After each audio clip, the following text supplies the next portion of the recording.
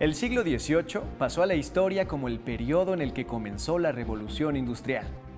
Pero fue durante el siglo XX cuando las cosas avanzaron más rápido. En el terreno de la astronomía también hubo avances importantes en nuestro país. A finales del siglo XIX, el mundo científico estaba inmerso en una polémica sobre el gran cometa avistado desde la Tierra. ¿Era o no el mismo que había pasado 4 décadas antes? ¿Eran fragmentos separados de un mismo cuerpo celeste? En ese año de 1882, clave para la astronomía mundial, nace en México una de sus principales figuras, Joaquín Gallo Monterrubio.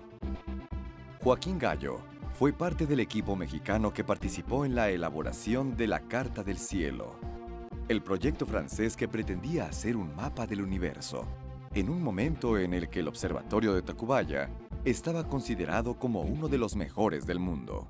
En 1910, el ingeniero Gallo tuvo oportunidad de observar al cometa Halley, nombrado así en honor del famoso astrónomo británico. Dicho cometa solo pasa cada 76 años. Pero regresemos a 1910. Ese año estalló en México una guerra civil, que actualmente es conocida como la Revolución Mexicana. Fue por esa época que Joaquín Gallo contribuyó a establecer los usos horarios de nuestro país, algo que sirvió para definir una correcta medición de la hora. El 10 de septiembre de 1923 ocurrió un eclipse total de Sol que fue visible desde México.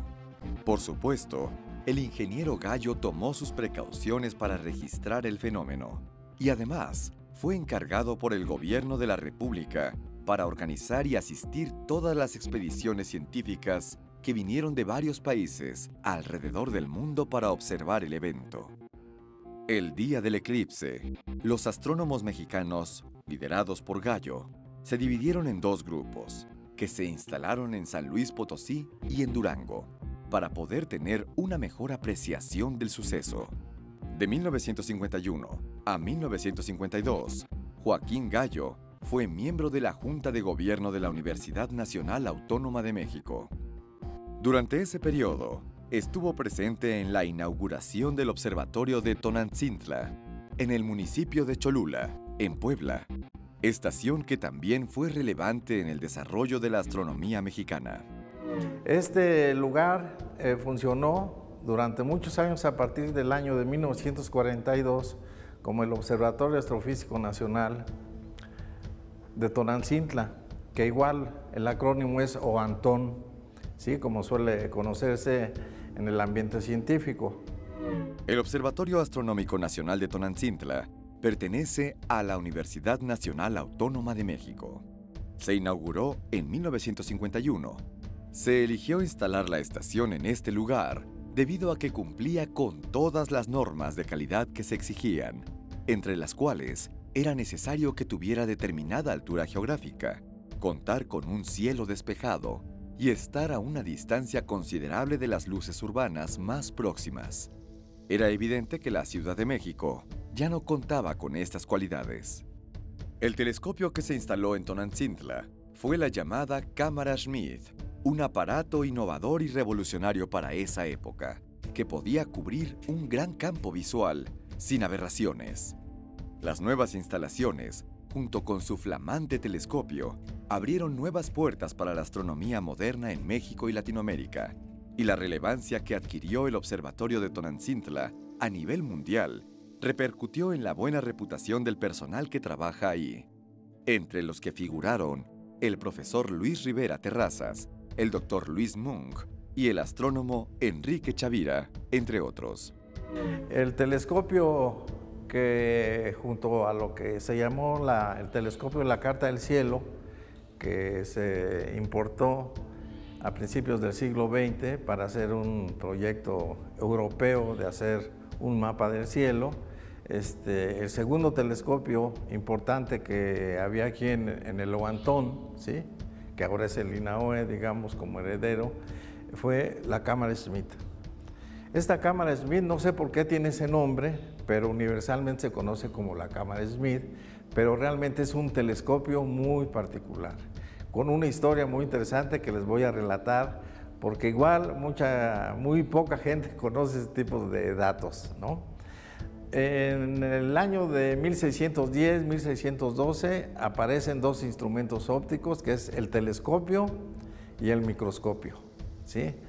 Y 2 añitos después, una cosa así, Galileo inventa lo que podemos decir ahora el telescopio astronómico, en el sentido de que con un diseño propio, él empieza a estudiar el cielo y encuentra cosas que casi le cuestan la vida, ¿no? Según la historia. Y en ese mismo periodo, estos dos tipos de telescopios, el telescopio común y digamos el telescopio astronómico, está formado por lentes, ¿sí? Fundamentalmente son 2 lentes. Pero en ese mismo siglo empieza la inquietud de poder desarrollar otro tipo de telescopios astronómicos, donde la idea fundamental es observar con espejos en lugar de lentes. Y las configuraciones que se hacen son muy interesantes, ¿sí? Muy compactas y eventualmente más poderosas. Pero en este siglo XVII la tecnología para tener superficies de grandes espejos era nula, ¿no? O sea, los espejos que utilizó Newton eran como de 5 centímetros, o sea, no había esas posibilidades. Pero con el desarrollo del tiempo, en el siglo XIX, donde ya se tiene la tecnología para producir vidrios de gran tamaño, de 80 centímetros, 1 metro, los telescopios astronómicos reflectores cobran mucho más importancia que los telescopios a bases de lentes, y desde entonces son los que más se usan en el trabajo astronómico. No se dejan de usar los de tipo de lentes, pero el mayor peso está sobre los telescopios astronómicos basados en espejos. Y entonces, de 1600, vamos a suponer una fecha, 1675, donde aparecen estos nuevos telescopios basados en espejos.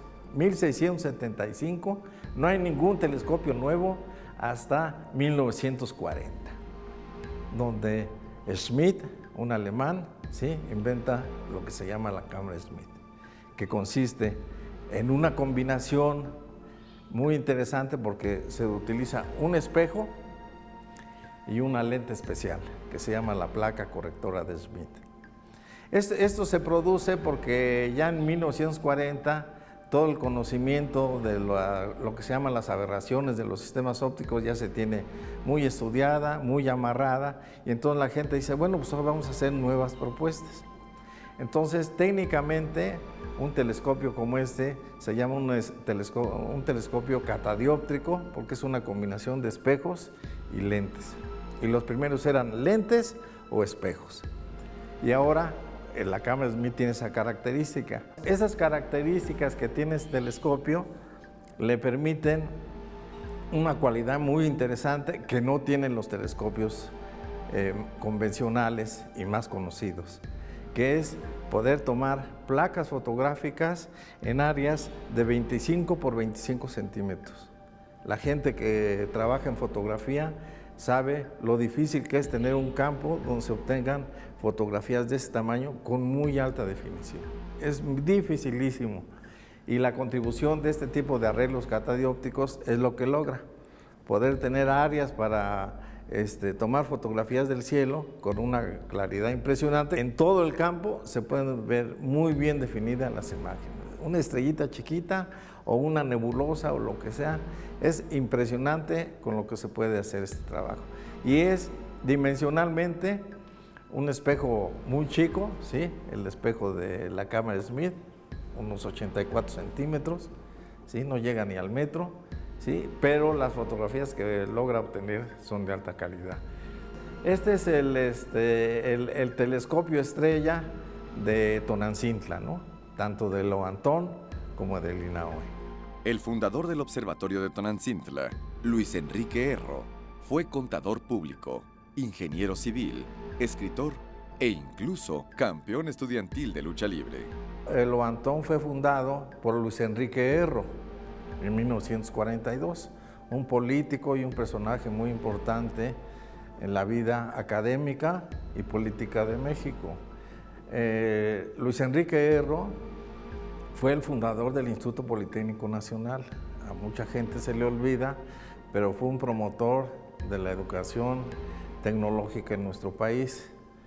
Debido a una enfermedad que tuvo sobre su oído, decidió, digamos, dejar la política y dedicarse a la academia, y entonces fundó el OANTON en 1942, donde vinieron muchos investigadores del mundo a la inauguración. Fue un evento a nivel internacional muy importante. Ocupó el cargo de jefe del Departamento de Enseñanza Técnica hasta 1934, actividad que lo movió a plantearle al presidente Lázaro Cárdenas la fundación de un plantel de investigación y educación técnica superior. De este modo, en 1936, fue fundado el Instituto Politécnico Nacional, con las bases ideológicas y los programas asentados por el visionario Erro. En 1938, durante su gestión como secretario de la Embajada de México en Washington, conoce a Harlow Shapley, quien es reconocido como el científico que determinó la correcta posición del Sol dentro de la Vía Láctea. Erro compartió con Shapley el descubrimiento de 20 estrellas variables, además de otros estudios sobre estrellas ráfaga, que fueron publicados en el Boletín del Observatorio de la Universidad de Harvard. En 1940, durante el gobierno de Manuel Ávila Camacho, Luis Enrique Erro es elegido como presidente de la Comisión de Educación Pública. Durante ese periodo, participa en la reforma al artículo 3 de la Constitución. La contribución de Luis Enrique Erro a la educación y las ciencias en México es invaluable, y fue en gran parte gracias a él que logró mover a México del territorio de la astronomía al de la astrofísica, con lo que incorporó al país dentro del movimiento científico contemporáneo. Como reconocimiento a su obra, su nombre fue usado por la Unión Astronómica Internacional para bautizar el cráter lunar Erro, y el planetario del Instituto Politécnico también lleva su nombre. Con la construcción del Observatorio de Tonantzintla en 1942, se inicia un nuevo periodo en la astronomía mexicana. Gracias a las iniciativas del astrónomo Luis Enrique Erro, Tonantzintla fue uno de los observatorios más importantes en América Latina y en el mundo. Cuando Luis Enrique Erro dejó su puesto como director del observatorio, lo sucedió el doctor Guillermo Haro, quien en turno también realizó una labor sumamente destacada, no solo en México, sino a nivel mundial. Y con el tiempo aparece la figura del doctor Guillermo Haro Barraza, quien hace descubrimientos importantes con el telescopio que ustedes ven aquí a la espalda, que se conoce como la cámara Schmidt. Entonces, yo creo que hay poca literatura sobre los descubrimientos a nivel social amplio de los descubrimientos que hizo el doctor Haro. Pero hay dos novelas que escribió su esposa, Elena Poniatowska, ¿sí? La piel del cielo, y el último libro, que es la biografía del doctor Haro. Entonces, en ellos una parte está novelada, en La piel del cielo, y en la otra realmente se aboca a describir la biografía del doctor Haro como científico y como impulsor de la ciencia en nuestro país en general. De acuerdo a Elena Poniatowska, quien fuera su esposa, pocos hombres han dado tanto a la ciencia mexicana como Guillermo Haro, el más notable y visionario astrónomo que entregó su vida a esta disciplina, haciendo investigación de vanguardia y poniendo la ciencia de México al nivel de los países desarrollados. Este ilustre mexicano estudió filosofía en la Universidad Nacional Autónoma de México, aunque su interés por la astronomía lo llevó a trabajar en el recién fundado Observatorio Astrofísico Nacional de Tonantzintla en 1943, donde conoce a Luis Enrique Erro y se entabla entre ambos tanto una buena relación de trabajo como una amistad. Para profundizar en sus estudios, viajó al observatorio de la Universidad de Harvard, en Massachusetts, en donde trabajó de 1943 a 1944. Al regresar a México, en 1945, regresó a sus labores en el Observatorio de Tonantzintla, donde era encargado de manejar la cámara Schmidt. Con ella, observó y estudió las estrellas, así como otros cuerpos celestes. Guillermo Haro hizo varios descubrimientos. Uno de los principales fue la detección de condensaciones nebulosas de alta densidad, localizadas cerca de las estrellas recién nacidas. Gracias a su estudio, se pudo determinar que su formación era producto de la unión de gases expulsados por las estrellas con nubes de polvo. Estas nebulosas mantenían el mismo eje de rotación de las estrellas, aunque su aparición es pasajera y no duran más que unos cuantos miles de años. Al mismo tiempo que Guillermo Haro estudiaba estos objetos, en los Estados Unidos, el astrónomo George Herbig también lo hacía, por lo que se les nombró con el apellido de ambos, y actualmente son conocidos como objetos Herbig-Haro. Ambos astrónomos identificaron estos cuerpos entre 1946 y 1947. El trabajo del doctor Haro se basa en emplear la cámara Schmidt para hacer sus estudios astronómicos y logra grandes avances en el campo de la astronomía observacional, ¿sí? Él descubre lo que se llaman las estrellas azules, las estrellas ráfaga, ¿sí? Y hace un análisis de estrellas con diferentes características espectroscópicas. Y además, por su interés, logra que se construya un prisma especial para colocarlo al frente de la cámara Schmidt y obtener los espectros donde cada una de las imágenes hay dos opciones: o corresponden a diferentes longitudes de onda o mueve la cámara para ver si la magnitud de las estrellas va cambiando o no, ¿sí? Entonces, con ese trabajo él logra poner realmente en el mapa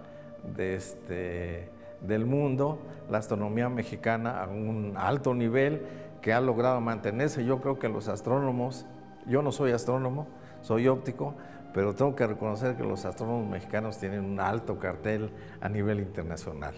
Otro de los objetos descubiertos por Haro fue un cometa localizado en la región del Toro, cuyo estudio publicó en 1955. Actualmente lleva el nombre de Cometa Haro-Chavira, en honor a su apellido y al de Enrique Chavira. En 1956, Guillermo Haro publicó un estudio sobre 44 galaxias azules, observadas desde el observatorio de Tonantzintla.